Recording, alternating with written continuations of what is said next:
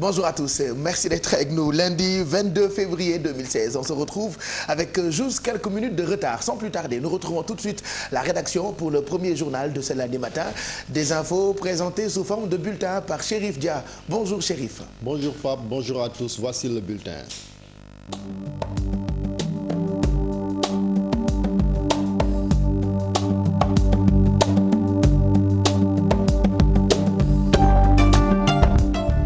Serigne Mansour Sy Djamil désapprouve la démarche du président Macky Sall qui, à son avis, a renié son engagement électoral concernant la réduction de son mandat. Conséquence, le marabout et président du mouvement Bess du Ñakk prédit la victoire du non au référendum. Serigne Mansour Sy Djamil était en conférence de presse ce dimanche. Le voici au micro de Mame Biram Diouf et Diafara Ba. Le président de la République, entre les deux tours, a donné son engagement de réduire son mandat. Personne ne l'y obligeait. Mais dès l'instant où il l'a formulé, et qu'au même moment, il y avait une exigence d'éthique, et j'ai dit tout à l'heure que la mobilisation était faite contre une réforme constitutionnelle, 3 ans après, nous ne pouvons pas subir une régression qui nous met exactement dans la même situation qu'en 2012. C'est pour ça que nous avons jugé ne pas le suivre dans ça et faire une déclaration et prendre le peuple sénégalais comme témoin. Mais aujourd'hui, nous ne voyons pas la nécessité de claquer la porte parce que les questions du Sénégal ne sont pas que des questions institutionnelles. Il y a les questions du développement économique et social. Sur ces questions-là, s'il doit y avoir un départ de Benno Bokk Yakaar, il faudra qu'au niveau de nos instances massivement représentées, qu'on discute de sa politique au niveau de l'éducation, de l'agriculture, de la santé. Oumar Sarr était à Pâle pour présider le meeting des libéraux du département de Saint-Louis. Sur place, le coordonnateur national du PDS est attaqué à la décision du président de la République qui refuse de réduire son mandat. Oumar Sarr pense que Macky Sall n'a pas respecté sa promesse parce qu'il sait qu'il sera battu en 2017. Il s'est prononcé également sur le référendum, promettant que le PDS va soit s'abstenir, soit voter non. Oumar Sarr au micro de notre correspondant Ousseynou Diop. Nous commencions à préparer les élections de 2017 parce que nous croyons à ce que Macky Sall nous avait dit. Bien sûr, les Sénégalaises et les Sénégalais sont déçus de son mandat. Il sait bien que si nous allons en élection présidentielle en 2017, il sera battu et platement battu. Nous ne saurons accepter ce recul de notre démocratie, ce reniement de Macky Sall. Nous allons nous organiser. La position du PDS est très claire de ce point de vue-là. Nous sommes contre le référendum. Nous, en tant que parti, nous allons bien sûr, dès demain nous avons des réunions. Après-demain nous avons une réunion importante avec beaucoup de partis et d'associations. Nous allons discuter avec les uns et les autres pour pouvoir comptabiliser toutes les voix qui vont se prononcer contre les référendums, soit en votant non, soit en ne participant pas à cette mascarade. Les femmes APR de Saint-Louis sont en phase, elles, avec le président Macky Sall pour le maintien du septennat. En conférence de presse ce week-end, dans leur permanence, elles ont mis en garde les pourfendeurs du président de la République. Ces dames promettent une victoire éclatante du oui au référendum. Voici à ce propos Khady Fall, une des responsables apéristes de Saint-Louis, au micro toujours de Ousseynou Diop. Pour répondre aux attaques subies par le chef de l'État, par une partie de l'opposition et des structures comme Y en a marre, nous élevons nos voix pour manifester contre. Aux gens de Y en a marre, nous leur demandons de répondre aux accusations sur l'affaire Lamine Diack et aussi aux actes malsains que vous faites à Idrissa Seck, les derniers perdants. à Bamba Dièye, il est temps de vous ressaisir. Vous êtes les deux aigris du Sénégal. Jamais vous ne serez président dans ce Sénégal. Il faut savoir que le président Macky Sall mérite les 7 ans. De sa volonté, si vous êtes des philosophes, le jour où il parlait, vous savez que ce n'était pas Macky Sall qui parle, parce que c'est un homme d'honneur. Il avait respecté sa parole. Mais le Conseil constitutionnel est là pour départager. Il a départagé, il a accepté les 7 ans. Macky va continuer son septennat.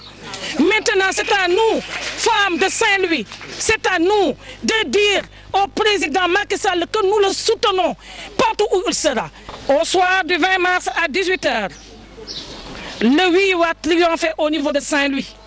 Tout autre chose maintenant, marche des populations des communes d'Inor et de Bounkiling dans la région de Sédhiou. Elles déplorent les agressions récurrentes dues aux litiges fonciers notés dans ces deux localités. La dernière en date, c'est l'agression de l'adjoint au maire, mais aussi du responsable de cadastre. Voici à ce propos le compte rendu de Bakary Konté. Nous voulons la justice. Les populations des villages de Médina Lamine Sall, Tobor, Mousdalfa, Bounkiling et Inor déplorent les multiples agressions liées aux fonciers dans les communes d'Inor et de Bounkiling. 2 personnes ont été arrêtées la semaine dernière. Le sous-préfet de Bonna, par arrêté numéro 10, 17 mai 2010, a suspendu tous les travaux entrepris par Monsieur Douessi sur le terrain litigieux après les premiers incidents survenus sur le lieu, ce qui n'a pas empêché M. Douessi de mener librement ses activités sur le dit terrain. En juillet 2011, la famille s'est indignée de cette attitude irresponsable de M. Douessi et le sous-préfet de Bonna, après une délimitation de la parcelle, a suspendu de nouveau la dite parcelle par arrêté numéro 8. Les populations demandent la justice de mettre la lumière sur cette affaire. Nous constatons que chaque fois que M. Douessi et son frère sont déférés devant la justice et condamnés, pour quelques jours ils sont libérés et reviennent renforcer dans sa position en s'occupant à l'exploitation de la partie affectée à Ibn Arabi Fati. C'est pour toutes ces raisons que nous disons que trop, c'est trop. Nous demandons l'expulsion de M. Douessi dans un délai sur les lieux, car il constitue une menace pour la paix sociale dans la zone et le respect des lois et règlements de notre pays. Interpellés sur la question, les autorités judiciaires précisent que les 2 frères-ci ont été bel et bien condamnés après chaque arrestation. Du football avant de terminer fin ce week-end des phases allées de la Ligue 1 sénégalaise. Le Jaraaf de Dakar a battu le Guédiawaye Football Club sur le score de 3-1 au grand bonheur du coach des Verts et Blancs. Alassane Diaz salue le comportement de ses poulains. Le voici au micro de Pape Faragning. Nous étions un peu mal parés ces derniers temps.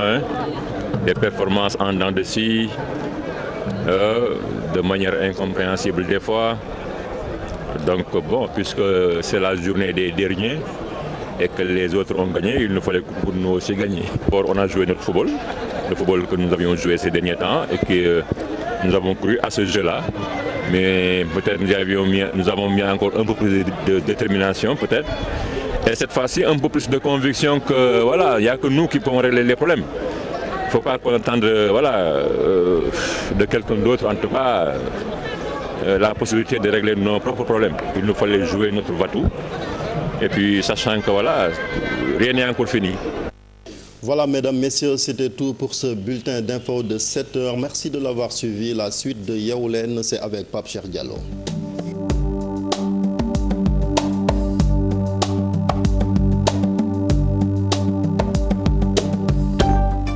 C'est vrai que j'adore être présenté. Voilà, merci. Merci mon ami Chérif, merci. waaw boo ko defaatee mu jël de. neel amiin gàtt nga lool neel amiin lu baax. amiin waay yàlla na ma dal. yàlla na ma dal déwén xam naa kii yóbbu bu ngi seetaan yàlla na ko dégg. amiin voilà et puis fajar gi boo jullee dégg naa malaaka yi jël amiin yi dañuy naka lañ koy waxee sax dañuy jël ñaan yëpp. waaw parce que fajar moom dégg naa loo ci ñaan suñu borom baaxee la ko paraît-il qui se réveille très tôt même yàlla day teel a yeewu donc yéen bu ngeen teel a yeewu def leen seen i ñaan moom dafay teel a nangu nous remercions remercions toute la rédaction. C'était le premier journal de ce lundi matin. La rédaction vous donne rendez-vous dans quelques minutes. Ce sera pour un autre journal qui vous sera présenté en wolof. mbaa jàmm ngeen fanaane ñu ngi leen di gërëm ci ànd bi ak télévision Futur Média tey la lundi toujours ni mu jafee yeewu xam naa ni ki ne teel a yeewu baax na dafa fàtte woon lundi loolu dama koy faral di wax waaye teewul ni mu neex ak mu naqadi ñun ñu ngi leen di gunge ndax yeewu nañ ca fajar ñu ngi fas yéene àndandoo ak yéen fii ba 11h on est tous là ce matin. On va se faire tout de suite un point sur la météo ak la revenante Zé. Bonjour Zeyna. Bonjour Pape Cheikh. namoon nañ la lool sax. maa leen raw yow xëy ñàkk laa gis fajar gi ndekete wóorul de. xam nga tu m'épuises de temps en temps. mais ndekete waruloo di fi gëj quoi yooyu yëpp dafay metti alors météo bi lu mu wax c'est vrai que tay seddaay bi dafa mel ni lu ñu ñuyoon au départ mais il est là. waaw demoon nañ ba foog ne ren du sedd Pape Cheikh waaye jamono ji ñu ngi nemmeeku ab féex bu commencé dugg si fii ci Sénégal tey Dakar yeewu nañ ak 21 degré Saint-Louis dina yeewu ak 19 degré Podor 20 degré Matam 22 Linguère 21 Diourbel itam 21 degré Kaolack naka noonu 21 degré Tambacounda dinañ yeewu tey ak 19 degré Ziguinchor 18 Kolda 18 Kédougou itam 18 ci ngoon gi nag Dakar dina am 28 degré Saint-Louis am 32 Podor am 36 degré Matam 39 degré Linguère dina am 37 degré Diourbel itam 37 Kaolack 37 degré Tambacounda 36 degré Ziguinchor 35 degré Kolda 36 degré Kédougou 37 degré fu mu nekk nii nag géej gi dina yéeg marée haute bu njëkk dina am bu juróom-ñeenti waxtu tegalee juróomi simili ba ca topp dana am si guddi gi bu juróom-ñeenti waxtu tegalee ñaar fukki simili géej gi njëkk naa fer bi ñaari waxtu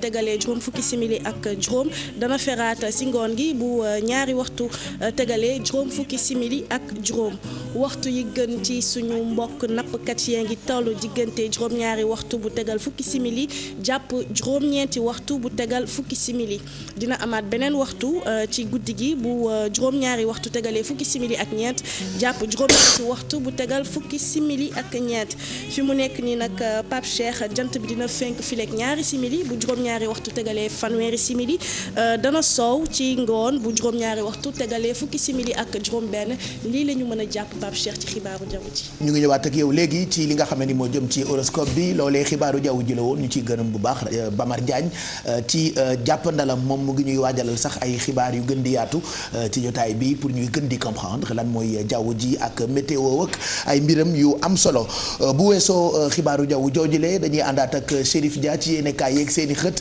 laata Mamadou Mouhamed Ndiaye di yegg si pour revue de presse bi Chérif dañu koy njëkkee ak l'observateur mi xëy tey ak président Macky Sall kàddu yi nag mu ngi jëm ci lii ñu tuddee référendum sur les réformes constitutionnelles ñu ngi lire ci français ci xëtu l'observateur bi tey le Macky s'emballe.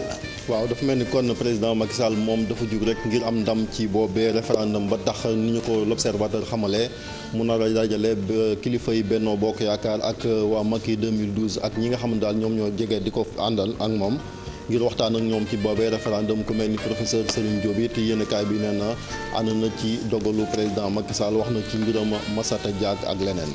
mu ngoog loolee l'observateur la ak xëtam xam naa ne fii léegi ay minutes daañu dem ca rédaction centrale bu l'observateur fekk fa Idrissa Sané en direct pour mu présenter ñu menu l'observateur bu tey bi ci nu mu gën a détaillé direct info xëy na itam ak kàddug ñenn ñi jëm ci référendum boobule nga xam ne ñoo ngi koy waaj la présidentielle aura bel et bien lieu en 2017 ki ko wax di Moutbane coordonnateur coalition Jubbanti Sénégal moom la yéenekaay bi xëyee tey ci xëtam bu njëkk. waaw Moutbane moom it day jiite rek boobee coalition di Jubbanti Sénégal di am ay ndaje yoo xamante ñoom it dañoo bëgg a def pression ci njiitu réew Macky Sall ngir mu daal di sàmmonte ak kàddoom ngir yooyee élection ñu mën koo jàpp ci atum 2017 bañ a dem ba 2019 comme ni ko président Macky Sall waxee. Macky habille entre guillemets le référendum loolu libération ko bind tey ci xëtam bu njëkk mu ngi jëm ci décret bi nga xamee ni moo jëm ci convocation du collège électoral. waaw kon collège électoral bi président Macky Sall signé na décret bi ngir rek ñu xam élection yooyu kañ la ak campagne électorale bi te kañ lay ubbi yenn kaay bi daal di ciy dellusiwaat jàpp ni sax le 12 mars bi ci la ñu tàmbali lii di li nga xamante ni moom mooy campagne électorale bi daal di koy jeexal rek week-end bi nga xamante ni moom mooy week-end bi jiitu laata dimanche ba ni amal boobee référendum dellusiwaat également ci ndajeem Y'en a marre PDS réew mi ak ñoom it dem nañ ca Decroix ngir xool ñoom it naka lañ def ngir jàmmaarloo ak njiitu réew mi. escroquerie politique le président Macky Sall def du samay kaddu ay kaddu Doudou Wade la tey jii moo nekk ci xëtu yéenekaay bi di réew mi waxtaanu mu Cheikh yéenekaay bi ci lu jëm ci référendum beeg affaire bi mu tuddee affaire Petro-Tim ak BDK. waaw Doudou Wade mu mel ni kon daal dinay mer bu baax ba tax mu daal di songu tamit nguur ak Macky Sall ak ñi nga xamante ne moom lañ yore boobee réew daal di dellusiwaat ci dogalu Macky Sall bi daal di bañ a wàññi mandaam wante également wax na ci lu soxal wàllu Petro-Tim nga xamante ni ñu ngi ciy tudd rakk ci njiitu réew mi dellusi na ci communiqué Khalifa Sall wax également ci Ousmane Tanor Dieng ay confidence am moom la réew mi quotidien daal di xamle.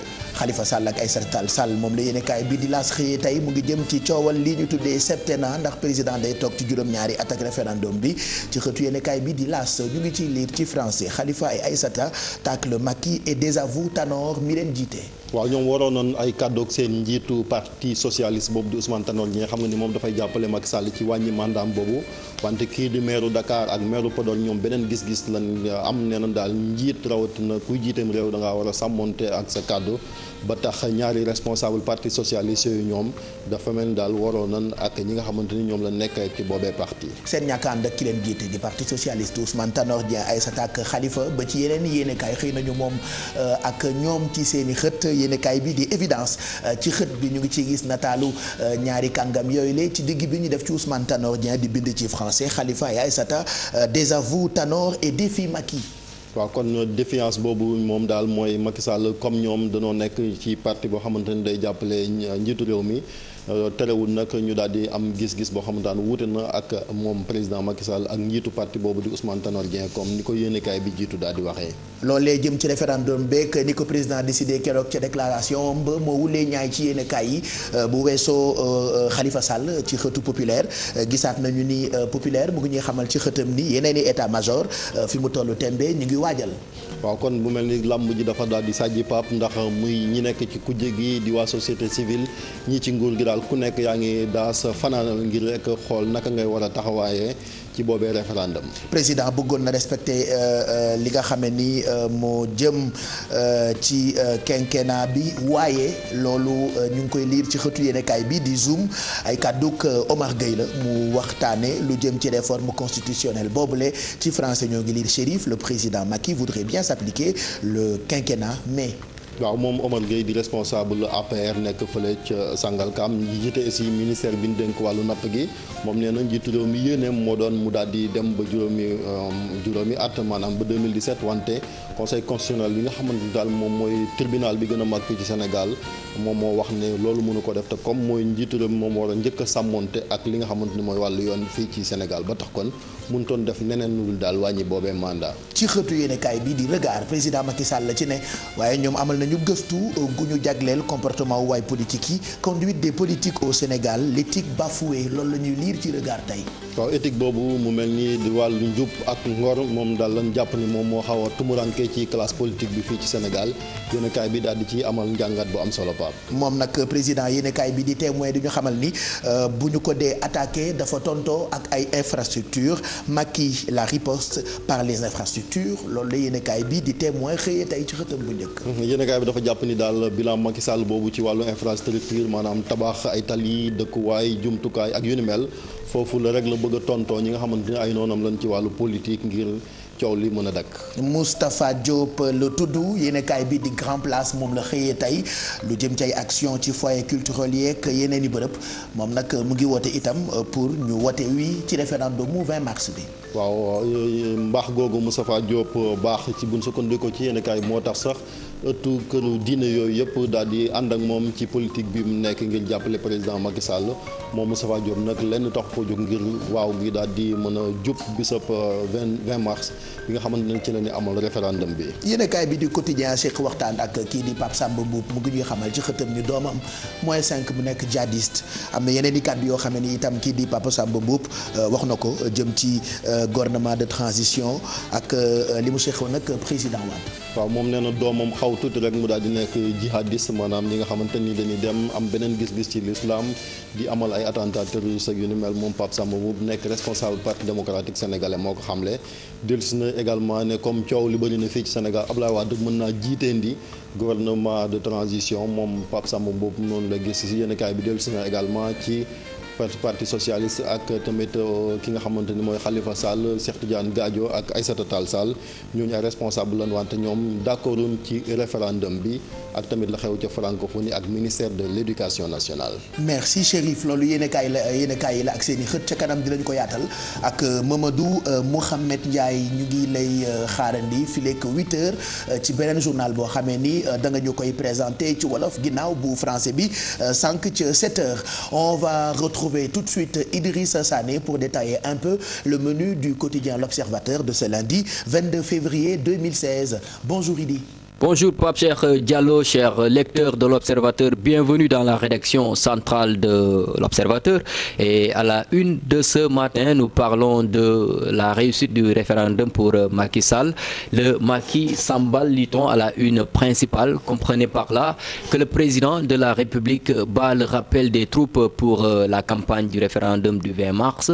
Et pour Macky Sall, il faut un oui massif et ses responsables à qui il met devant le fait accompli et les invite à descendre sur le terrain pour gagner son scrutin. Les membres de l'instance de direction du parti sont sortis de la réunion de jeudi dernier gonflés à bloc. Les mots de Macky Sall sont allés dans le sens de toucher leur orgueil. Ce référendum est mon scrutin. Vous devez vous investir avec la même énergie qu'aux élections locales pour un bon taux de participation et un oui massif. Et vous savez quoi? Les ténors locaux doivent prendre en charge les dépenses liées à la campagne, mais les alliés, eux, peuvent se frotter les mains car Macky Sall a annoncé sa volonté de les soutenir. À lire également Papa Massata Diack qui nargue les Occidentaux et qui dit « L'Afrique me suffit, je suis retourné au bercail, je vais vendre mes poulets ».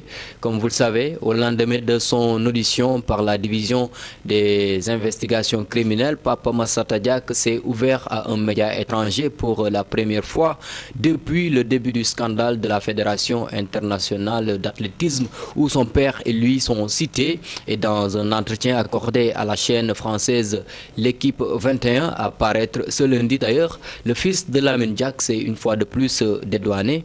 Massata Diack s'est également prononcé sur son avenir sans doute entaché par cette histoire. Je suis retourné au bercail, je vais vendre mes poulets, mes produits agricoles et essayer de faire bénéficier mon continent de mon expertise dans le marketing sportif.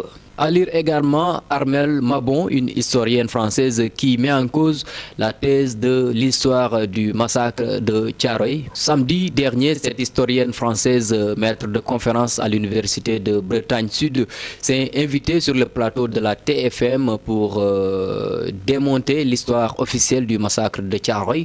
À la suite de son entretien avec la TFM, l'Observateur l'a retrouvée pour tenter de pousser le bouchon plus loin. Et 70 ans après, cette historienne jette un gros pavé dans la mare. Elle dit qu'il n'y a rien dans les tombes de Thiaroye, qu'ils ne sont pas au nombre de 35 victimes. Elle dit avoir repéré des fosses communes et que les Français cachent dans un endroit à Dakar la liste des victimes. Des accusations totalement renversantes pour les autorités françaises sont donc à lire dans l'Observateur de ce lundi. Et on termine par un carnet rose, Pape Cheikh Diallo, Aïda Dada qui a trouvé footballeur à son pied. Cupidon a, comme qui dirait, touché en plein cœur les danseuses après Ndeye. Aïda Dada est aussi sorti du rang des célibataires et c'est un footballeur nommé Moustapha Nar alias Dadi qui a arraché la danseuse du célibat. Après seulement 3 semaines d'amourette, le footballeur s'est décidé pour le mariage qui a donc été célébré hier en grande pompe. C'était tout, chers lecteurs, pour la une de ce lundi. Démarrez bien la semaine avec la lecture de l'Observateur. Ben merci Idrissa. Voilà, ndokkale Aïda Dada. tay malakal marias jëlante naag ñoom fecckat yi on lui souhaite un heureux ménage, ça fait toujours plaisir bu ñu déggee ay carnet rose. Nous remercions en tout cas toute la rédaction du quotidien L'Observateur. Merci à Idrissa Sané qui nous a présenté le menu de ce lundi matin. Mbokk yi ba léegi rek ñu ngi àndandoo ak yéen di leen ñaanal lundi bu neex, très bonne semaine de travail. Bu ngeen yeewoo ba noppi ràcc ndekki li, bon appétit. Bu dee tardé ngeen tey përëx ci kër gi, faites doucement. Tardé ngeen ba pare bu dee tardé wu leen ngeen nekk ci oto yi, am ngeen possibilité déglu yeewu leen bi en mode FM ci 99.4 maanaam fu ne ñun ñoo nga fa. Loolu mooy wane rek ni yeewu leen bi c'est le grand réveil. Voilà, 8h moins 19 mooy doog a jot ñu jàll ci horoscope bi comme tous les matins. Zeyna lañ ci àndal tey comme yeneen bis yi dañuy njëkkee ak bélier yi. Ñoom nag xaw ma lan la horoscope wax ci ñoom. Bélier yi Pape Cheikh li ñu wax ci ñoom lu simple la, nee nañ leen su fekkee ne seeni ay sentiment dañ koy garder pour ñoom, garder ko ci seen biir bopp. Naka la ñu bëggee nit ki nga xamante ne moom la ñu bëgg walla seen partenaire xam ne seen cœur mi ngi battre très fort pour ñoom. Nañu préparer wu à sortir bientôt au grand jour, nañu préparer wu aussi à déclarer leur flamme. Taureau ñoom seeni ay xarit jamono ji ñu ngi leen di réclamer pour des sorties wala des soirées festives, waaye seen xalaat yëpp mu ngi jëm ci membre seen famille, seeni ay mbokk. ñu ngi leen di wax ne nag nañ leen accorder kon un peu plus de leur temps. Gémeaux yi période bi nag mooy période pour ñoom période ci at bi nga xamante ne le plan socio-professionnel ñu ngi ko mettre en relief bu baax a baax. Looloo tax nag dinañ gagner à multiplier seeni ay chance bu fekkee ne ñu ngi wax ci ñoom fësal li ñu mën tey jii kat nañu jaay seen bopp Pape Cheikh. Cancer yi ñoom tey dinañ def les comptes te dinañ apercevoir ne que la conjoncture actuelle mun na leen permettre ñu planifier benn sortie, benn long week-end wala encore un voyage. Nañ ci xalaat kon bu baax ak ki nga xamante ne moom mooy seen partenaire. Lion yi ñoom nag instant bi ñi ngi rêver wala ñi ngi fantasmer bu baax a baax, et il faut dire que loolu mi ngi leen di chatouiller de plus en plus. ñu nañ la nag ñu tenter quelque chose kon ak seen partenaire en fin de soirée, nañ ko jéem a approcher pour voir ce que ça donne. Vierge yi ñoom ñi ngi am besoin de faire le point ci seen vie amoureuse, ñi ngi préférer nag méditer au calme et dans le silence, waaye buñ ca paree bu ñu fàttee jël seen téléphone woo ki nga xamante ne moom la ñuy bëgganteel pour remettre les points sur les i. Balance même su fekkee ne tey jii kat seeni ay xarit ñu ngi leen di boudé wala ñu ngi leen di critiquer, nañu garder la tête froide et continuer à avancer comme niñ ko tàmm di defee, waaye nañu bàyyi xel tuuti rek ci avis yi nga xamante ne dinañ ko jëlee ci seen ay jegeñaale. Scorpion yi ñoom ñi ngi posé wu tey benn question, naka la ñuy concilier les amours et la carrière. Nee nañ leen nag jamono ji li gën a urgent mooy ñu toppatoo seen liggéey, toppatoo d'abord les problèmes socio-professionnels avec sérieux et patience. Nañu jox tamit seen liggéey ak kam jox ko gëddëm. Ensuite dinañ gën a mën a disponible pour régler bu fekkee ne dañu am ay problèmes ci seen vie amoureuse, su boobaa dinañ ko gën a mën a régler. Sagittaire ñoom nag ils ont les pieds bien ancrés sur le plancher des vaches, tey jii kat ils ont la tête dans les nuages, ñu ngi rêver d'horizons lointains. li ñu leen di digal rek mooy ñu taper voyage dans le moteur de recherche. Capricorne ñoom tey jii dinañ mën a tirer profit ci seeni ay relations d'affaires wala seen capacité à communiquer, et comme les rentrées d'argent tey jii ñu ngi nekk à l'ordre du jour, dinañ mën a réaliser de très bonnes affaires. Verseau yi tey jii ñoom nag dinañ particulièrement sensible ci seen partenaire, lam leen di wax seen conjoint wala seeni ay collaborateurs, waaye nag que muy ay louange wala que mu nekk ay reproches, sachez rester de marbre. Poisson ces jours-ci nag di ngeen mën a imposer wu et faire valoir seeni ay qualités, même bu fekkee ne l'atmosphère au travail wala ci seen vie quotidienne nekkul brillantul, nekkul ambiance boo xamante ne bu leen neex la. na ngeen efforcer wu garder leen le sourire. Pape Cheikh li la ñu mën a jàpp ci horoscope tey yem ak lundi 22 février 2016. Ben merci ñu ngi lay gërëm bu baax ci horoscope bi. Tu vas passer toute la matinée nag ak internautes yi parce que namm nañ la. Voilà Pape Cheikh namm nañ la lool. lool sax. man maa leen raw fuuf mais dañu am tradition fii ci biir Yeewu Leen les lundis comme dañuy toog tout un week-end sans pour autant que ñu gisee kon suñu gisante waatee rek dañuy nemmeeku ku ci nekk xool ci lan nga jógee alors racontez-nous comment s'est passé voilà votre week-end sur la page Facebook de Yeewu Leen et on reviendra en fin d'émission avec vos commentaires. C'est vrai que tradition la de lundi bu jot ngeen wax ñu week-end bi naka ngeen ko passé ci ñetti mots rek ku ne wax ngeen wax ñu gëj a gisee yow xam nga gëj a gisee lan la waaye. non gëj a gisee mooy gëj a gisee comme li ñu dal man ak yow rek. ah d'accord ça fait au moins 2 à 3 semaines yoo xamante ni gisante wuñu donc bu ñu gisante dañoo war a waxante gëj a gisee. kon hashtag gëj a gisee. dis ce que vous avez envie de dire hashtag bi ci Facebook bi gëj a gisee lay nekk. après ngeen wax ñu quoi gëj a gisee bi yéen lu ngeen ci xalaat am na ñoo xamante ni certainement ñu ngi seetaan te gëjoon a gisee nañu. am na ñoo xamee ni gisante guñu te namante nañu ñu ngi waxante gëj a gisee. donc tey gëj a gisee xew gëj a gisee. Zeyna lii rek atam ma koy namm parce que dafa réew fa dof dara safu ko et bien c'est bien c'est toujours bien d'avoir koo xamante ni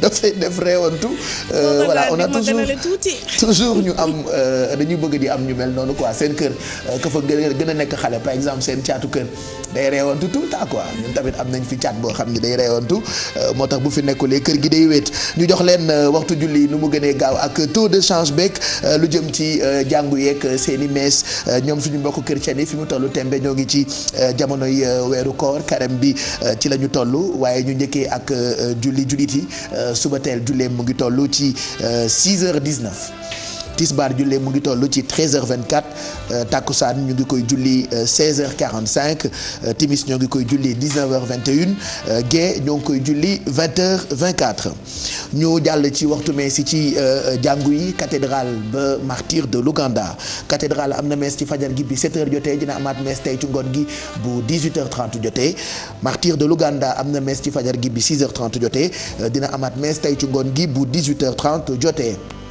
église bu Saint-Joseph dina am benn messe tey ci ngoon gi bu 18h30 jotee ci wàllu koom ñu wax leen wala wan leen taux de change bi ngeen mën a xam ci waxtu wi ñuy waxee ak yéen bu ngeen bëggee wecci CFA ci ñaata lay toll boo ko wecceek yeneen xaalis yu yeneen dëkk yi dollar ba euro dollar la ñu koy njëkkee comme ni ngeen koy gisee ci écran bi noonu la un dollar mu ngi toll ci 590,314 francs CFA un euro mu ngi toll ci 655,950 7 francs CFA tey euro bàjj bi boo ci amoon fukk yu baax rek une livre sterling xaalisu Grande-Bretagne moom it kenn demul mu des daanaka tuuti mu yegg ci ñaar téeméer ndax 843 la virgule 338 fukk yu baax rek itam nga jël un yuan chinois mu ngi toll moom ci 90,6201 moom yeggul sax ñaar fukk waaye borom xam-xam ne ñu ngi ñuy xamal ni bu dee taux ci wàllu xaalis dëkk yi dañuy xeex pour nu mu gënee tuuti rek gën a arranger seen économie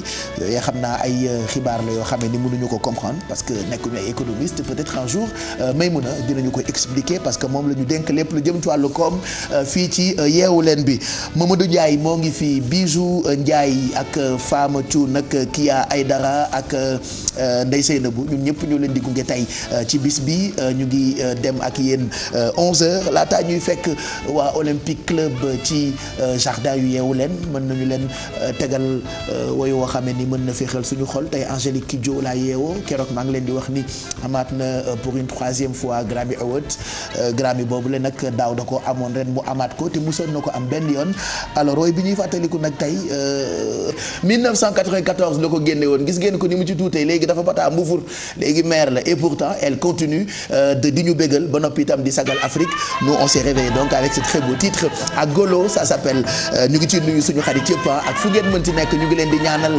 lundi bu neex ci télévision Futur Média 7h54 mooy doog a jot li ñuy def rek mooy fekk Zeyna ci jardin yu yeewu leen mu àndandoo ak waa Olympique Club pour yeewu gym où est-ce qu'ils sont Zeyna?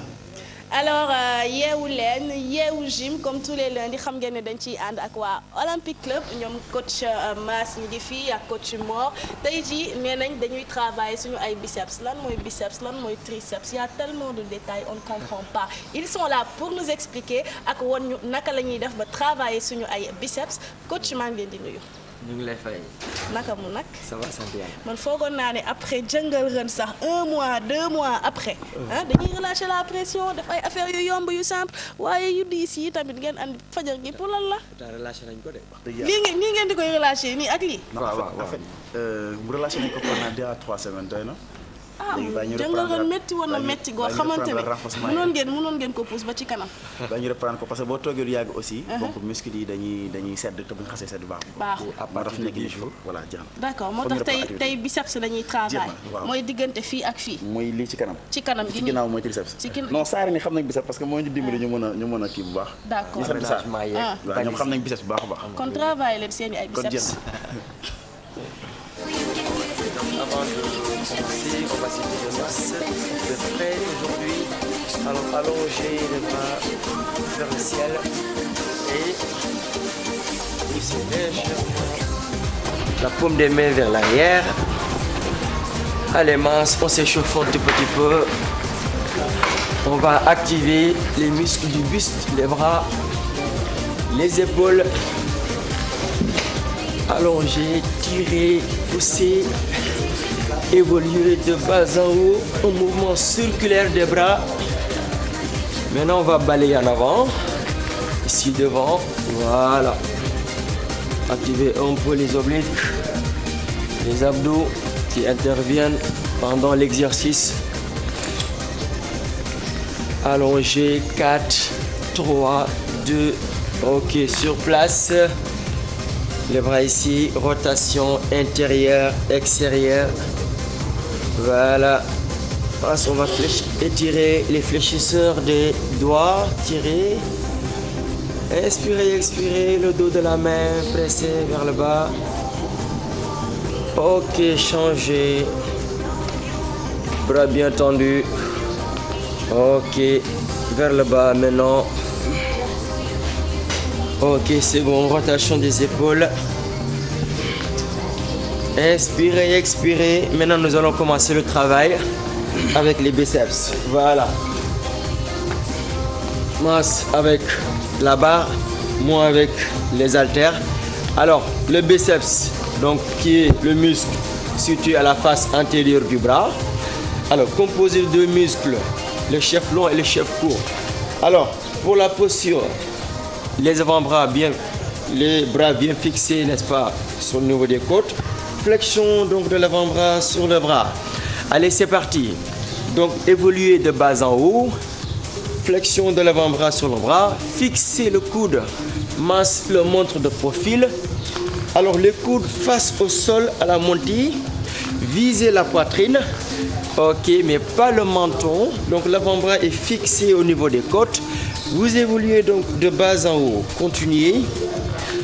Voilà, après 10 répétitions, vous allez commencer à sentir la pression, n'est-ce pas, au niveau des biceps. On continue le travail qui évolue de bas en haut. Alors, pendant l'extension du bras, gardez une légère flexion, n'est-ce pas, vers le bas pour faciliter la remontée, n'est-ce pas. Ça sécurise en même temps l'articulation du coude. Ok, donc les biceps ont pour rôle également. Alors, pendant les aménagements, masse, ok, si vous portez la valise chez vous ou bien votre sac, ça vous aide, ok, à bien vous mouvoir. Alors, sur le plan sportif également, ça permet d'améliorer votre course, la marche également. Donc, la nage également, le renforcement des biceps joue un rôle important. Alors, continue le travail, biceps. Maintenant, on va alterner. Je les altère avec moi, donc j'ai la possibilité d'alterner. Par contre, Mas, lui, il continue cette action. Voilà.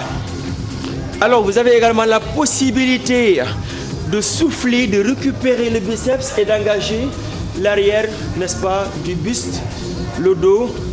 Ok, moi, je vais continuer avec prise marteau.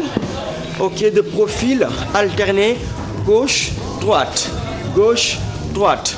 Ok, on va donner à Mas de continuer le travail avec les biceps. Alors, il a déjà tout dit, comme il a rappelé. Vous avez différentes prises au niveau des haltères. Donc l'avantage avec des biceps, c'est de travailler avec beaucoup de prises. Donc prise neutre, là vous travaillez donc le long biceps. Et prise supination, comme ça, mort. À l'arrivée, vous travaillez le court biceps, comme vous regardez bien. Maintenant, ce qu'il faut retenir ici, vous devez garder l'épaule fixe, le profil mort. Vous devez garder l'épaule fixe et le coude toujours dirigé vers le bas pour optimiser le travail au niveau du biceps. D'accord? L'épaule ne bouge pas, le coude toujours vers le sol. Et là, vous travaillez cette partie du corps. Juste pour rappeler, ça arrive à un mouvement bu baax a baax mooy dimbali pour ñu gën a mën a escanter ceeb bi ñoom sëñ Abdourahmane Sarr ak Laye Sarr taalibe sëñ Modou Kara. Donc mais pour battre la barre, une seule prise. Donc bon, en face, une seule prise avec la barre, curl biceps. Moom la ko waa musculation yi tàmm di wax. Donc curl biceps. Même chose ici, les coudes toujours vers le bas, la poitrine fière et les épaules sont fixes. Maintenant, pour beaucoup plus d'intensité, vous travaillez en saccadé. Là, au milieu, vous restez. En haut, vous restez. En bas, vous restez. Et relâchez. Là, vous variez sur la tension. Là, travail isométrique. Et c'est beaucoup plus intense. Là, en bas. Et en bas, vous relâchez. Même chose, encore une fois. Les derniers. Et vous relâchez. Maintenant, on va tout retirer maintenant. Pour relâcher les biceps. Donc, sens contraire. Donc, pour contracter les muscles. On est là, en cœur. Maintenant, pour relâcher, vous faites le contraire. Et là, vous relâchez carrément les biceps. Même chose, vous changez de côté. Alors, j'espère que vous avez aimé. Donc, on se donne rendez-vous demain pour toujours le travail des biceps. Soxna Zeyna, teelu la ñu woon tey. demain tamit biceps la ñuy travail. Demain tamit biceps la ñuy travail. D'accord, man balaa ngeen dem nag bëggoon naa leen laaj. lan mooy intérêt wu travailler ay biceps. jeex na wax naa ko léegi sama mbokk saari ni moom macha allah xam nga dañoo bëgg musculation bras droit. moo wax ne lépp. donc seen rôle moo lay dimbali ci liggéey bi ci kër beeg yooyu. ñi nga xam te si tey jii bu fekkee ne da ngay lekk. macha allah donc biceps mooy muscle bi nga xam ni daanaka moo yor boo xoolee moom mooy fléchir moo koy indi. ñi nga xam ne dañoo am problème biceps daanaka du seen loxo dañ leen di sexal ak yooyu. donc moo tax donc day baax nga koy renforcer pour gën a mën a mais nag waxuma nag ñu topp seen loxo carrément parce que booy sport day laaj nga xoolal baax li ngay lekk nga war koo réduire mais waxuñ nag nga topp sa càmmoñ rek topp sa xama ndeyjoor nga xopp càmmoñ ndeyjoor waaw bras droit bi rek waaw ba def nag su dul noonu daal. D'accord, alors on continue demain. Toujours les biceps, préparation. Inch'Allah. te xanaa semaine prochaine kon triceps la ñuy jël. ah yow vrai naa di tega macha allah. après biceps kay triceps kay ci topp. jeex na alors c'était Yeewu Gym dans Yeewu Leen ak waa Olympique Club comme tous les lundis dinañ leen retrouver demain la suite de Yeewu Leen c'est tout de suite avec Pape Cheikh. mais merci Zeyna ak sa lex yu rëy yow feebar bi sax da nga cee jëlee ay lex yu duuf suba déggoon ba tey indil na ba ay wax Zeyna merci ñu ngi gërëm bu baax waa Olympique Club on les retrouve demain matin Mass ak Mor ñame leen coach yi dem leen di leen fekk ci salle yi parce que am na solo sport moom dafay jëriñ gis ngeen renforcement musculaire yi ñuy def fajar gi bu ngeen ko dee seetaan ba di ko reprendre mu bëri mu néew ça sert toujours parce que yaram dañu ko yëngal 8h jot na ñu bàyyiwaat leen ak rédaction bu télévision Futur Média Chérif Dia mooy présenté journal bi bu noppee ñu àggali ñu ngi leen di ñaanal bëccëg bu neex ci télévision Futur Média.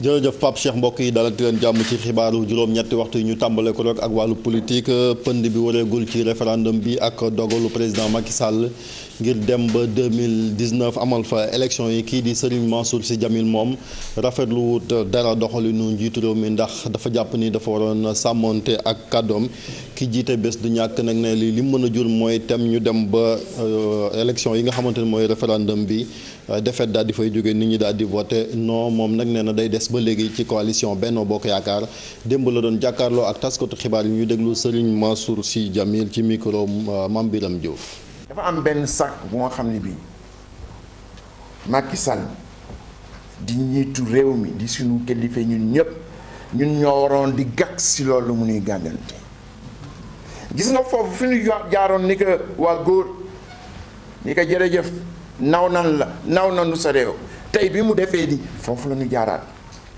ni ñun kat li mu waxoon démb ak li mu wax tey bokkul te su ko waxee su ko defee ñun ñëpp ay engagé moo tax ñun ñu taxaw ci dignité bi ni duñ ko nangu.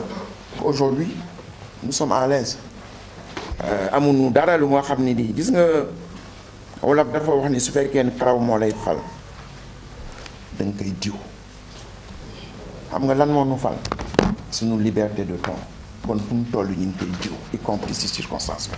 kenn képp suñu su dara amee lu nga xam ni dafa soxal réew mi ku nekk dafay wax li mu siy xalaat am na fu nga xam ni fii daanu fa ànd d'accord am na fu nga xam ni fii daanu fa wuute su fekkoon ni woon ni d'accord nañu si lépp kon APR du am PS du am AFP du am Bës du Ñakk du am kon ñoom ñëpp dañuy transformer soppi ànd bi ñu ànd muy benn parti politique comme àggaguñu foofu nag su dara amee na ku nekk wax ni mu ko gis président de la république mën na wax benn wax bu nga xam ne bi man Bës du Ñakk dam si d'accord PS du si d'accord. coordonnateur du parti démocratique sénégalais moom di Omar Sarr amaloon na meeting ca Paal ca région bu Saint-Louis moom nag ca noonu la yëkkatee ay kàddu song bu baax njiitu réew mi Macky Sall jàpp ni mu def ba bañ a sàmmonte ak kàddoom daal rafetlu wuñ ko ñoom nag nee nañ li tax Macky Sall doxalee nii mooy dafa xamoon ni bu demee 2017 danañ ko gagné ci yooyee élection nee na it opposition bi ñi ngi xalaat ci ñaar soit ñu dem vote ji non wala daal ñu téye seen loxo bañ a bokk ci boobee référendum Omar Sarr ci micro Ousseynou Diop. ñun mënuñu d'accord Macky Sall waxoon ñëpp bu ñu koy votel 2012 mu ni moom il faut que ñuy jox ko rek juróomi at rek la soxla pour wane lu mu mën juróomi at yi jeexul ñëpp xam nañu gis nañu lu mu mën mënul dara élection yi su demee 2017 duñ koy gagné kon nag mu fexe parti mi yëpp responsable parti mi ñu bëri waxoon nañu non bëgguñu 2017 2019. mu ni moom d'accord naa léegi kon ñu dem 2019. loolu ñun mënuñu ko nangu ñoo ngi waxtaan suñu biir parti ak di waxtaan ak yeneen parti yeneen association am na ñu xalaat ni il faut que ñu dem vote ji parce que daal lu Macky waxee oui il faut que seen carte moom feeñ pour non ñun en tant que parti responsable du ñu bëgg a comptabiliser fexe ba ñii di voter non ak ñii bañ a participer ñooñu ñëpp boole seen doole pour wane ni am na majorité fii ci Sénégal ba nga xam ni d'accordul ci lii Macky Sall bëgg def. dañuy des ca Ndar ba léegi foofu nag soxna ya bokk ci alliance de la république di parti président Macky Sall moom nee na ñoom daal ànd nañ ci dogalu njiitu réew mi ngir daal di jëfee dogalu conseil constitutionnel nee na danañ bay seen waar ngir waaw gi daal di gagné ci référendum bi ba léegi ñoom song nañ ñi nga xamante ne kujje gi daal ne yenn saa yi dañu jël ay kàddu yu ñagas di ko jagleel njiitu réew mi ak gouvernement am nee na loolu duñ ko nangu ñu daal di déglu soxna Khady Fall ci micro Ousseynou Diop ak Sala Samb. ñi ngi wax di sànni xeer fii kenn dootu fi for xeer di ko delloowaat ñun xamuñu loolu ndax dañuy sangu ci géej gi lenqali ko ci dex gi kii nga xam ni kii nee na moom moo fi waroon nekk 4e président toog ba 4e raw ko mun ni 5e di yéetu te mënul jot 5e lii rek la mën wax Idrissa Seck nag li muy wax rek la mën wax nangul noonu ko ñun waa ndax waaye daañ ko woon fu dóorante amee Y'en a marre moom yàgg nañ fi ku ñëw ñu ànd ak moom ku dem ñu sànni la xeer waaye sànni xeer yooyu ñun duñ ko delloon teg mi Y'en a marre dañ koy wax ni ko am na lu ñuy wax am na lu ñu war a wax ana xaalis ba fu mu jaar ak Lamine Diack Bamba Dièye moom kenn du ko wax dara ndax fii la nekkoon balewul bañ koy baleel kon nag ñun amul lu ñuy tontul Bamba Dièye ñoo ngi ci gannaaw Macky Sall te bala ñuy xam luy wóor ak li neex mooy le 20 mars Macky nee na le 20 mars dafa woote le 20 mars dana leer mars ci 6 heures wii rek la ñu bëgg dégg ñun enn boobu bëgguñu ko eggale ci wii bi rek la ñu bëgg toog ak Macky Sall te daan ci toog ak moom. ca Inor ak Bounkiling nekk ca région bu Sédhiou askan waa génn ca mbedd ma di ñaawlu rek agression yi ni agressé fan yi ñu nemee ko ca diwaan ba teg ko ci ay kilifa li ko waral jàpp na ni mooy coowal suuf bi ci mujj di agression bi ñu agressé kenn ci adjoint maire yi ak tamit ka jiite woon wàllu cadastre ñu ànd ci ak Bakary Konté. Nous voulons la justice. Population yi nekk ci village bi Médina Lamine Sall Tobor Mousdalfa Bounkiling et Inor ñoom nag ñiy ñawlu agression yoo xamante ne day am ci wàllum suuf fii ci diwaanu Inor ak Bounkiling am na nag ñaari nit yoo xamante ne bokk ci famille si ñoom arrêté nañ leen si semaine bu ñu jógee nii. sous-préfet bi nag génne arrêté bi nag c'est le 17 mai 2010 ci arrêté boobu nag moo jël ndogal nag di si war na mën a bàyyi nag arrêté lépp lu muy defar nag ci wàllu béy ak habitation maanaam dëkkuwaay ci loolu noonu nag ñu daal dem di xuus di dem ba en 2011 ci 2011 boobu nag tamit ñu gis ne DSI mu commencé nag défier autorité maanaam nag mu weddi suñu autorité yi lu mel ni sous-préfet lu mel ni nag collectivité locale bu Inor mu daal di leen weddi samp fa kër. population dina justice mu daal di leeral mbir mi ci nu ma gën a gaawee. DSI buñ ko téyee ak rakkam ñu yóbbu ko ci kanam yoon dañuy jàpp ne dañu leen di gis ñu ñëw ñun li ñu mën a laaj mooy ana léegi respect décision conseil rural bi ana li ñu war a respecter tamit décision sous-préfet bi dañuy jàpp ne nag comme DSI nag chaque fois bu ñu ko bàyyee dafay ñëw di fa liggéey di commencer nag di génne ay menaces di xeex ba di gaañ. autorité judiciaire yi fi nekk ñoom nag bu ñu leen laajee ñu ne ñaar frères si yooyu ñoom nag chaque fois bu ñu leen arrêté dañ leen daal di condamné. jeexale kook wàllu tàggat yaram football Ligue 1 bu Sénégal démb la ndar képp phase aller yi Jaraaf nag moom moo daal di gagné Guédiawaye football club ñetti bal ci benn ki nga xamante ni mooy entraîneuru Jaraaf di Alassane Dia rafetlu bu baax taxawaayu ñi nga xamante ni ñoom ñooy ay joueur am ñu daal di koy déglu ci micro Pape Fara Ñing ak Diafara Ba. ñu rawoon ñëpp gagné ñun dañuy am pression wu dem gagné pour mën la delluwaat rawee leen ko donc mu mel ni kon. li may tooñee gars yi ne leen journée bi journée ndaare yi la maanaam ñu nekk ci suuf bon sachant que aussi championnat la bu nga xam ne bii dara jeexul lu nekk mën na ci xaj na ci donc amaat confiance ci ñun jouer suñu vatu et puis jouer surtout match bi ñu joué dañ ko doon joué temps yi xëy na ñu ñàkk am réussite mais tey mu andil ñu réussite parce que gëm naa ne aussi loolu mooy yoonu réussite bi gëm li ñu doon def boobu ba léegi def nañ ko contre Casa Sport xëy na am ñu ci réussite def nañ ko contre Douane tolof fekk ñu ci teg ñu defaat ko mu andi réussite mais surtout détermination bi ak engagement bi wane ni ñu gëm ni ñun rek ñoo mën a régler suñu bopp suñu problème. lii mbokk yi moo fi tukkee woon ci ay xibaar ñi ngi leen di sant di leen gërëm rafetlu ànd bi ak télévision Futurs Médias bàyyi leen ak Alaaji Pape Cheikh mu daal di wéyal li nga xamante ni moom mooy yeewu leen ñu jox leen daje suñu xibaaru digg bëccëg yi jërë ngeen jëf.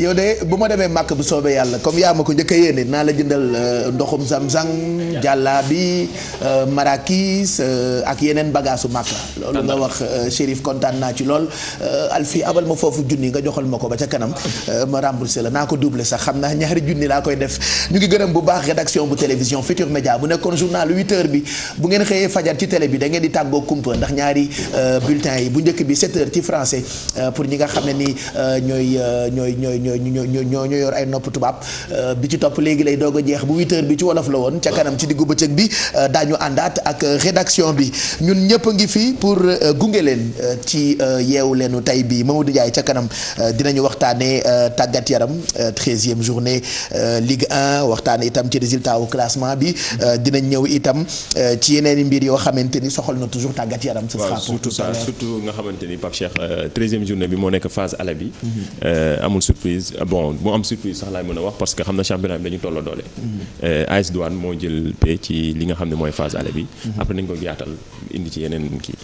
te du ñu yem foofu sax dañuy def xam nga équipe. foo dem baax na tu es le meilleur journaliste de la télé. dégg lii tey nii nga xëyee. je te jure ah. dégg lii tey nii nga xëyee. rédaction bi ñëpp la ñu war a dàq bàyyi la fi des journal di magazine politique di débat. yow temps yi sax gis naa la ci les affaires de la cité ah question di. je te jure ah prépare-toi ah. ah oui. ku mu jaay ku ne nga sax. waaw prépare-toi de. waaw. Pape Cheikh ku mu jaay ku ne. ah oui demal rek yow demal rek tamit waaw demal rek et puis télé bu bees baa ngi waaj a ibbi ITFM nga xam ne dañuy concurrence ak iTélé ca France. romb nañu fii de. non romb nañu fii. du ñu concurrence ak fii de. non non télé info bi fi xewoon nu mu tuddati xaw ma lan info. canal info ñun du ñu concurrence ak yooyu de. ay non dépassé nañ leen. ay iTélé ay iTélé toujours et télé boobu ibbeegul sax mais déjà rek waa LCI ils ont des problèmes ah je te dis ah. ñun BBC la ñu kii woon wala ici. prépare-toi en conséquence de donc ci kanam ñu waxtaane tàggat yaram comme chaque lundi ce qui fait l'actualité sport du week-end. Alors Koumba Ndiaye laa ko tuddee tey lu tax je vous raconte l'histoire tout à l'heure Bijou si on te retrouve tout à l'heure tey lu gars yi wax. tey daal gars yi Pape Cheikh avant tout dañ leen doon laaj naka la ñu war a tuddee rubrique bu bees bi. yaa ngi dégg li ma gis ci ay tur finalement man xamatuma sax naka laa ko war a tuddee man daal je suis plus que perdu te aide laa doon ut mais ils ont beaucoup participé ça m'a fait plaisir donc merci à internautes yi tey ci li ñuy wax mooy est-ce que quand vous êtes en couple ku nekk war na wax moroomam salaire am ou pas. ok d'accord c'est vrai que c'est une bonne technique nëbb sa jabar sa salaire moom loolu moom technique bu baax la ndax mooy loolu. on parle des deux cas parce que là maintenant nekkatul góor yi kese ñooy dem di liggéeyi góor yi ak jigéen yi ñëppay liggéey. est-ce que suñu salaire dañ ko war a waxante si oui pourquoi sinon pourquoi. Alfi yàqamti nga cee demal trop. bon on verra c'est vrai que c'est compliqué comme il y a des femmes yoo xamante ni mérité nañu nga wax leen sa montant salaire. il y en a d'autres yoo xamante ni mérité wuñ ko.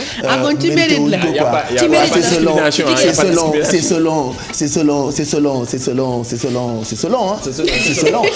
Après si tu es comme moi sa carte bancaire ngay jox soxna si rek nga ko yàq. oh là là là là là lan mooy critère femme boobu.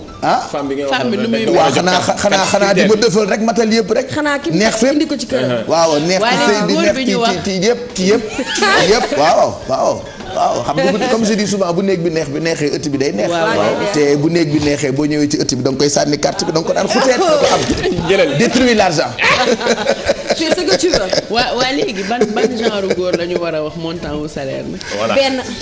ça dépend je sais pas. oui kay radical ni ku la yërëb ku am sa yërmande. waaw koo xam ne du la teg ba am moom confiance ci war a régner ba salaire dañ ko war a non seulement waxante waaye koo sax war a jaxase. am benn code. wala ku lay def comme Bousse. comme Bousse. xaw a Bousse yi. mooy ku la yóbbu ci abattoir abattoir. waa jabar boo ko yoree nag da nga koy def ni Bousse nag yow teg ko rek di ko teral. waaw def ko ni Bousse rek. bul soxla dërëmam. Bousse rek. mais am na ñoo appelez-moi Bousse. su leen léegi sax Bousse laa bëgg ngeen may xaalis. dañuy. boo tuddee Bousse fii la xam nga li may wax. ñu ne la an sa xaalis. non sañu ñu lool ba ma ni la wuy ma ba ñuy xuba ci jàkka ja lan lañ waxoon. dëkkal ko dëkkoo ko. on fera le débat tout à l'heure. arrêtez leen. yor nañu torop. yéen moom waxi si da leen intéressé ba jaaxal ngeen ba yëpp jëkkër ak jabar rek leen neex. yéen bu leen seen soog émission bi jëkkër ak jabar la ñu koy tuddee. on en parle à chaque fois ñu wax yëfu mariage rek. il faut que ñoom ñëpp yëngu. man daal defe naa yéen ni nelaw ci yéen sëy ko yéen. problème sëy rek ngeen bëgg yéen ay affaire sëy rek. bon on parlera donc par mariage mais couple ci diggante yi est-ce que yenn secret yi jar naa wax lu ci mel ni montant au salaire maintenant souvent ci kër yi góor day liggéey jigéen day liggéey est-ce que war ngeen wóolante ba joxe montant au salaire yi. waaw yenn saa yi nga leb ci suuf de ñëw ne ko salaire bi manqué na mu ne la foo ko dugal doo xam looy wax. waaw bu ko defee rek ma ni sama yaay laa yónnee fukk yi woo sama yaay ci suuf ndax jabari léegi dañuy woo seen góor naan leen est-ce que c'est vrai xanaa jàdd ci benn kër rek joxe fa mbaxal man damay paye ay mbaxal ak yëpp de yooyu en plus d'être bouché paye katu daxin laa lu leer laa la wax ça nous intéresse on parlera de ça tout à l'heure ak Bijou si et puis tout ce qui est décor ak yëfi dëkkuwaay dañ ciy waxtaan chaque lundi comme quoi nous parlons de tout et de rien barki démb rek nee naa émission bi patati patata la waroon tudd l'autre ne m'a pas compris mais sañ naa ko tuddee noonu puisque c'est le grand réveil donc dinañu waxtaanee déco ak dëkkuwaay ak Fama Seck ca kanam. waaw incha allah n'est-ce pas. waaw loolu lañu fas yéenee waxtaanee xam nga la dernière fois dama defoon benn élément ci gazon. importance ak vertu yi nga xamante ne moom moo nekk ci gazon tey loolu lañu fas yéenee gën a faram-fàcce rek à part rafetaay bi nga xamante ne mën ngeen ko am ak douceur bi seen biir kër am na leneen lu mu leen di jariñ ci seen biir kër. ok man de sama gazon kër comme ngooñ ndax ñàkk toppatoo. waaw loolu lépp ci la tamit parce que. bu ko xari romb. ay fleurs comme jabar rek voit ça envie de brouter. fleur vous connaissez brouter non. pas cher. fleur comme jabar rek da nga koy toppatoo mu naat. ça tu connais brouter quand même. waaw mooy xari li ñuy yéeyee ngooñ bi. barke Serigne Touba sama jardin kër vous pensez que ay waxu dof laay wax mais je suis très sérieux. yéen min ngeen sama kër yow kii yaa min nga fa. torop démb rek la mujj torop. sama jardin wu kër comme ngooñ lu leer laa la wax de donc on aura beaucoup de techniques yoo xamante ni mën nañu toppatoo gazon yi ca kanam lay nekk ak Fama Thioune et puis Kia Aïdara on parlera emploi ak yow am na ñoo xamante ni jamono yi la ñu gën a bañ ci liggéey.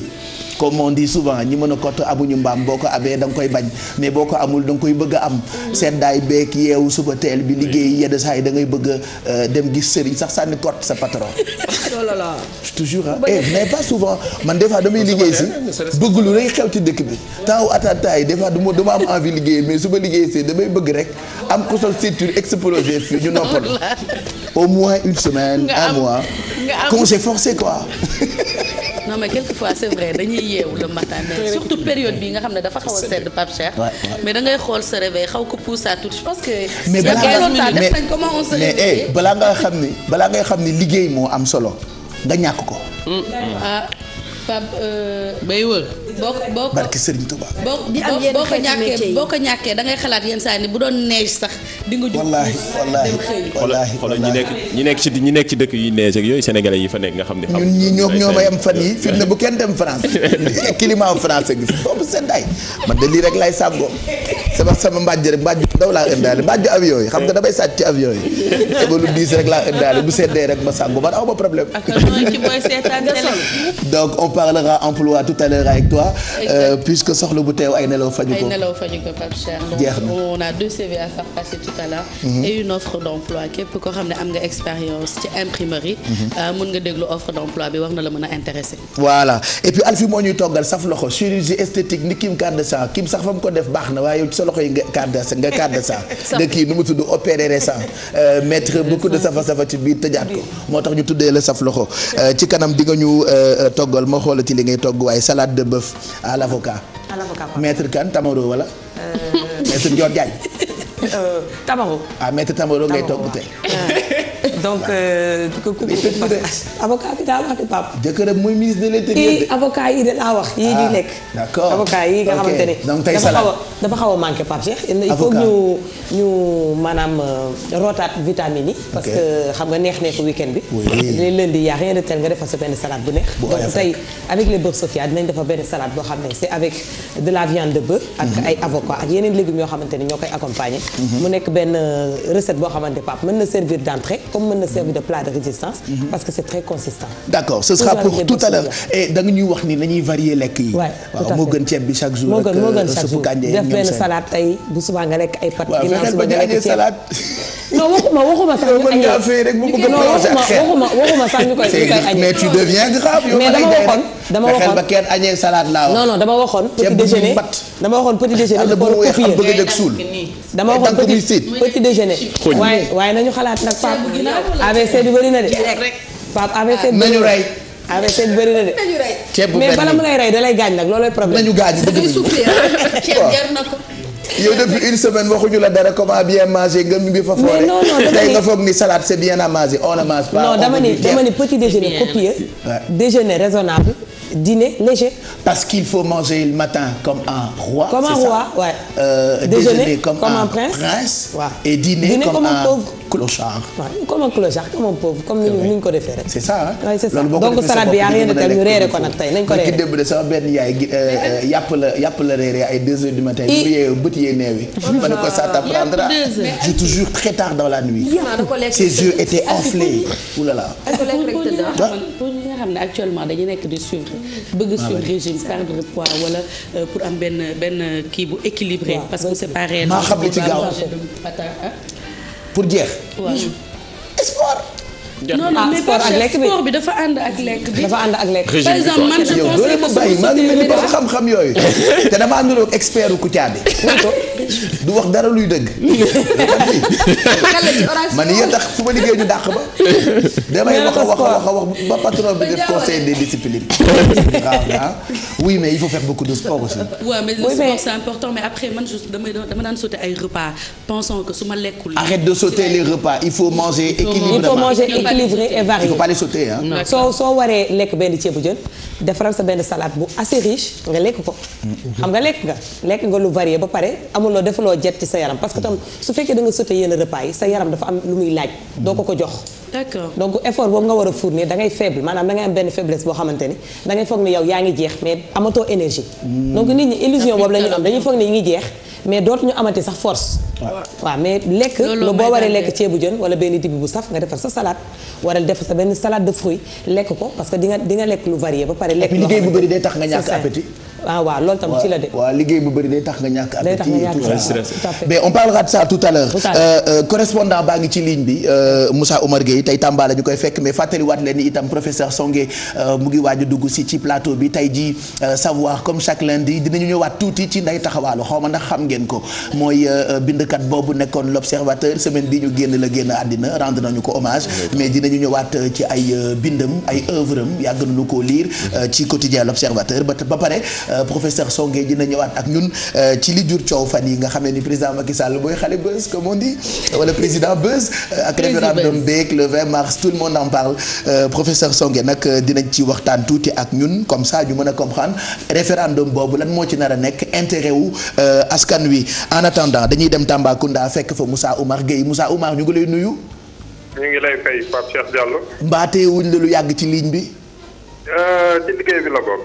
jërëjëf Gueye naka Tambacounda. sant yàlla ñëpp a ngi feex. lu ñu fa mën a jàpp tey jii ci altine bi ci ay xibaar. jërëjëf gannaaw bi ñu nuyoo mbokk téléspectateur Télé Futurs Médias fii ci Tambacounda ak Kédougou gis nañ ni li fi gën a fës ci xibaar boo seetloo mi ngi jëm ci wàllu fukk ak ñeenti nit yoo xam ni dañ leen tuumaal dañu doon gor ay garab ci biir parc national bu Niokolo-Koba ndaxte parc national bu Niokolo-Koba ak lu demee ni ay forêt classée ak yu mel noonu dañuy tere ay nit di fa dem di gor ay garab rawatina ci jamono ji nga xam ni environnement bi dañ ko war a toppatoo kaaraangeem ba tax ki nga xam ni moom mooy conservateur commandant Malick Gueye bi nekk ci parc national bu Niokolo-Koba fukk ak ñeenti nit yooyu teg nañ leen loxo dañ leen tuumaal nag camion bi nga xam ne am na luy toll ci 20 tonnes ci wàllu bant yi nga xam ne dañ ko daggee ci biir parc bi ñoom ñoo ko def ci jamono ji nag tey ji ci suba kii di commandant Malick Gueye war na def benn waxtaan feggoo kaak way taskati xibaar yi leneen lu ci gën a leer du ump ñi nga xam ne ñooy seetaan ak di déglu lépp lu aju ci wàllub groupe Futurs Médias leneen lu ñu mën a jàpp itam ci lenn ci xibaaru mbégte mooy Itato domaine agricole communautaire bi nekk ci Kédougou ñoom nag dafa am ay jën yoo xam ne ñoo ngi ko fa doon yar ni ci démb nag la ñu doon daal di nag génnee jën yooyu mu nekk ay jën yu am solo ba tax fi mu nekk nii mën nañ ni sax oto yi wutali nañu Ndakaaru ngir ki nga xam ne moom mooy njiitu réew mi ak kilifa yi nga xam ne ñoo fare ci capital réewu Sénégal Dakar ñoom ñu daal di nag gisal seen bopp li nga xam ni yar nañ ko ci jën yu am maanaa yoo xam ni ñu ngi ko defee ci Itato ci lu ñuy wax programme domaine agricole communautaire loolu itam danañ ci dellu si.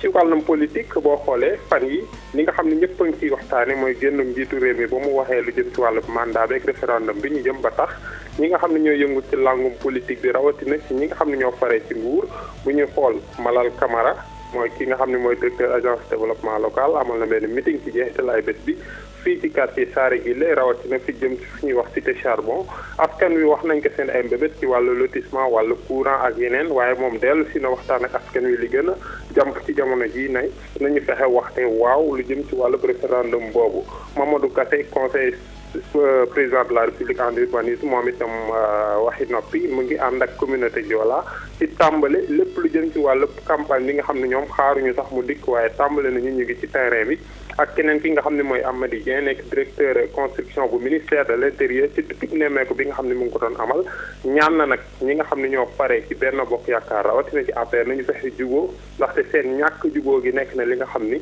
dafa mujj sax sonal askan wi rawatina militants yi mujj itam di taal réew mi loolu ñaawlu na ko waaye leneen li nga xam ne wax na ko mu am solo lool muy directeur construction bu ministère de l'intérieur nee na lépp li nga xam ne tàmbali nañ ko ci wàllu yëngu-yëngu seen wàllu liggéey muy tabax ay cantonnement GMI tabax ay police wala tabax ay caserne sapeur ak yu ni mel am nañ ci nisër yu am solo ay hôtel de police fii ci Tamba ak Kédougou waaye dañu seetlu recettes yi nga xam ne ñoo daan jóge ci li ñuy wax visa biométrique yi loolu dafa nekk li nga xam ne dafa dakk loolu nag tax na ñoom fi mu nekk bii dañu am ay jafe-jafe ngir am ay ressources financières ngir yeggale li nga xam ne am nañ ko ci yéene ak ci chantier li nga xam ne nag moo nekk ci Sénégal rawatina nag fii nga xam ne la ñëwoon tukki bi nemmeeku ci jeexital ay bis bi muy Amady Dieng xanaa Pape Cheikh ñu bàyyi leen ngeen yeggale liggéey bi waaw.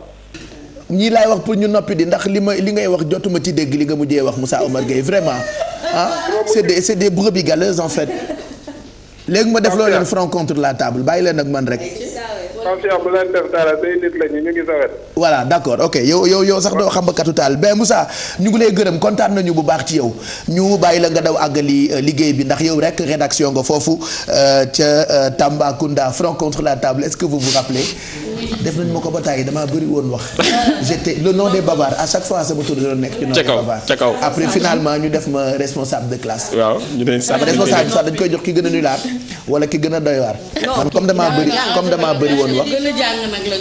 non je blague j'étais un bon élève je ne sortais jamais des 3 premiers quand même. madame Mal xam nga li may wax. c'est vrai barki yàlla barki Serigne Touba bu ngeen bëggee suba ma indil leen sama ay notes à l'époque. je te jure moi j'ai tout gardé hein. xam nga sama papa archiviste la. je te jure j'ai tout gardé. kee nee na elle a rien gardé leer na daal. non moi je suis super brillante quand même. andi ko Pape andi ko. boo demee école ma jàng ñu xàmmee nañ ma école plus xàmmee nañ ma. Pape andi ko Anne xàmmee nañ ma Lamine Gueye ak ju baax dañ maa xàmmee surtout Miss 9h lañ ma doon woowee. j'en passe et j'en passe. non Pape du et pourtant je parlais de moi. sama bopp laa doon waxal bu jël affaire bi moom ko di wax boppam. ay Pape bàyyi jàmm wax. man ay deuxième. pourquoi on te croit pas. je sais pas. mais Pape amel leen parce que kanamu cancre laa yor. c'est toujours comme ça y a des visages yoo xamante ne ay kanamu cancre lañ mais bilaay walaay. amel leen note. ah andil note loolu primaire la woon.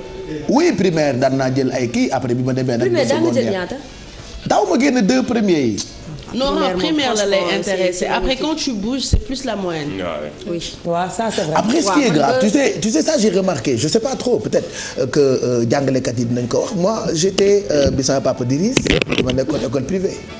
quelque temps après xam naa mu ne kii li ma koy fayal bëri na torop ñu indi ma école publique mais bi ma nekkee école privée par exemple je prenais ay 20e ay 18e bi ma ñëwee école publique may jël ay premiers. niveau bi bokkul. c'est vrai que niveau yi bokkul entre école privée et surtout que école privée nit yi duñu bëri donc ils ont plus de temps pour encadrer les enfants. c'est vrai de bi nga war a mën a gën a jàngee ñu ne suñu classe da nga doon gis ay 58e on était genre 60 dans la classe. daan nga toog ndaare. buntu ko loolu dañ ko daan woy kay ñun suñu école. je te jure encadrez bien vos enfants léegi beneen affaire. Bouba Ndour moom temps yi su ma moytuwulee dinaa ko drogué ci télé bi. léegi beneen affaire laa bëggoon ñu wax ci. koy waaj a drogué yow. Bouba Ndour directeur programme télé bi. jël ci café bi rek def ci loo xamante ni da koy nelawloo 2 semaines. léegi ci lan nga bëgg ñu wax ci. ah du ngeen wax ci Bouba da ngeen bañ ku leen dàq. waaw yow da nga bëgg wax rek. Alfi nga ni. j'ai raison. yow da nga bëgg wax. léegi dama bëggoon ñu wax ci leneen parce qu'on a un peu de temps avant publicité yi mais samedi ci guddi télé bi yëngu na de. aywa ngay caaxaan rek. oui j'ai non mais kaay ma lu neex bu doon doy na bu yàgg de. man nag war naa bàyyi télé nag. samedi. non bul bàyyi instant bi sommet la. bul bàyyi de. man li ma interpellé li tax ma kii ko sax ci internet laa gis. waaw wax leen ci man waaye tuuti na. ci internet bi laa gis. li ma def samedi d'abord yow Ndiaye li ma def samedi ci guddi Pello. ci internet bi laa gis ma dem vérifier xool image yi. waaw mais c'était extraordinaire. te damaa njëkk a ndaanaan ay 17h. muy yow te ci suba gi 9h ba midi maa ngi woon RFM. waxal tuuti ci man waaye Ndiaye. ku baax nga. yaa bëgg liggéey nag mën nga liggéey def bëgg nga liggéey. mais samedi xaar bu mu pare rek. samedi ci guddi Pello. waaye lu neex bu doon doy na bu yàgg. waaye doy na bu yàgg rek nag. ay te bisu si dama sa jëkkër lu mu wax ci man nga ni. xam nga boo joué jeu électronique yi bañ def combo. waaw combo nga def damaa comboé. am na yoo xam ne kenn du ko def. dëgg la de c'est abusé faut pas faire ça moom nee na ñu yokkal la sa salaire. waaw jot na ndax nee na dégg naa bi nga may sitaan dafa mel ni xamoo ma woon. dëgg la. waaye lu neex bu doon doy bu yàgg waaye cuun la wax ci man nga ni samedi ci guddi. waaw nii la rek promotion du doy kon Youssou bàyyi woo ñëwet Youssou dañ koy invité ci télé yëpp. buñ la yokkalee salaire 10% yi maa ko moom maa ko fi kaas. 20% laa lay jox ci li nga wax nga ni lan cuun. lu ma lay waxalee ci bu baax ci luñ la wax. loolu moo war a wax réew mi wax na ma ko. luñ la wax nañ ko ba pare lan laa ciy doolee ci yow rek ci mag. buy ko yow ay dara la wax tey moom Aretha Franklin rek nga ma jox waaw. you make me feel like a natural woman. déggoo li ma wax nag. su ma waxee yu grave yi di leen koy féliciter. you make me feel like a natural woman. maa la tuddee nii tey natural woman. donc translate normal. Paul Nareef ndeysaan dafa soxor. merci bàyyi ko moom comme Paul Nareef. waaw doo ko bàyyi muy mel ni kii nu mu tudd léegi ma wax la ki bindu Michael Jackson. Michael Jackson. non mais di ñëwaat ci sa professionnalisme. déedéet ci émission samedi bi ci guddi xam nga kamikaze. c'est-à-dire en tout cas. bul wax ay kamikaze dañuy jël si su léegi. non dëgg la en tout cas man da nga may surprendre à chaque fois bu may seetaan sa émission wala même sa animation à la radio. mais je veux dire c'est toujours. un plaisir. un plaisir voilà. ay dóor la rek comme on nous appelle les inconditionnels. li ngeen wax yëpp non mais du dóor li ngeen wax yëpp laajuma leen ko. déggoo ma ne. yaa ñu ko laaj bay bëgg a dee benn phrase booy wax la nga naan. lay nelaw ci yéen maa koy yee. dama lay tontu loolu da nga ko Fatou Kiné. Kiné ma grande sœur. bon merci Kia Alfi loo wax yow loo wax. Erika bu ñu lay seetaan day mel ni ñun ak yow du ñu defandoo émission. ah oui c'est vrai ah oui c'est ce qu'il en tout cas c'est ce qu'il ne fallait pas louper samedi. moi je voulais juste attirer votre attention sur xoolal boobu kanam waaw laaw la cat. kanam bi soog a yeewu. waaw ma laa bi nag mboose. farmata yee liggéey demal nga ni. waaw càmmiñal maman Henriette la très grande maquilleuse. il ne faut pas. yow yaa tax na mu ma xadi ñaag Mado. waaw la femme au doigt d'or. waaw xoolal li nga defal sa mag. ak le palman. waaw palman bi baax na de tamit. et c'était magnifique. mais attraction au samedi bi c'était Tafa Diarabi. il sera avec nous puisqu'il est déjà là tey fii lay ndekkee pour ñu waxtaan ci carrière am ak pourquoi ñu gëjoon ko gis d'ailleurs on va vous proposer un extrait de ce qu'il nous a proposé samedi ci guddi pelloo la woon comme quoi on a besoin de ces talents là woy bi lañ leen di may ngeen déglu ko tuuti juste après on enchaîne avec la pub bu ñu publicité ba noppi nag daal di àggali suñu yëf. man jëlale naa sax mami baat bi